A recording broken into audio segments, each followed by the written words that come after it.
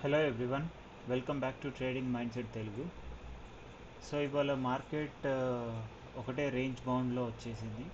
So ఇవాళ మనం అంతకుముందు డిస్కస్ చేసినట్టు ఒక ఛానల్ అనుకున్నాం, ఆ ఛానల్ని టచ్ చేసి మళ్ళీ మీదికి వచ్చేసింది.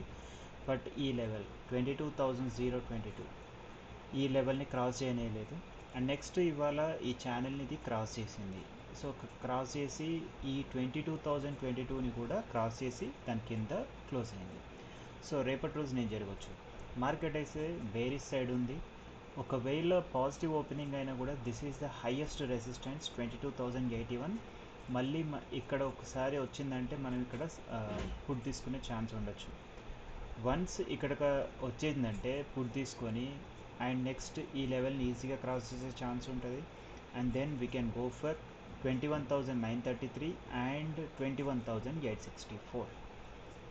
అండ్ నెక్స్ట్ బ్యాంక్ నిఫ్టీకి వచ్చేసరికి బ్యాంక్ నిఫ్టీలో కూడా గ్యాప్ డౌన్ ఓపెన్ అయింది. మనం అనుకున్నాం ఇది రెసిస్టెన్స్ అనుకున్నాం, దీని మీద ఓపెన్ అయితే సస్టైన్ కాగలిగితే then we can go for bullish అనుకున్నాం. కాకపోతే ఆ లెవెల్కి వెళ్ళలేదు. సో ఓపెన్ అవ్వడమే గ్యాప్ డౌన్ ఓపెన్ అయింది అండ్ ఈ లెవెల్ దగ్గరకు వచ్చి ఇక్కడే ఉండిపోయింది 46,613.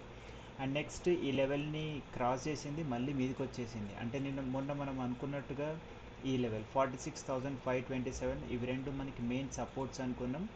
సో దీన్ని క్రాస్ చేసింది 46,612ని, బట్ దీన్ని క్రాస్ చేయలేకపోయింది. సో రేపటి రోజున ఇది చూస్తే మాత్రం ఇప్పుడు మళ్ళీ బేరిష్లోనే ఉంది. సో ఒకవేళ బుల్లిష్ అంటే మీన్స్ ఒకవేళ గ్యాప్ అప్ ఓపెన్ అయినా కూడా మనకి మెయిన్ లెవెల్ వచ్చేసరికి 46,798 అనేది మనకి మెయిన్ రెసిస్టెన్స్ లెక్క వర్క్ అవుతుంది. 46,811.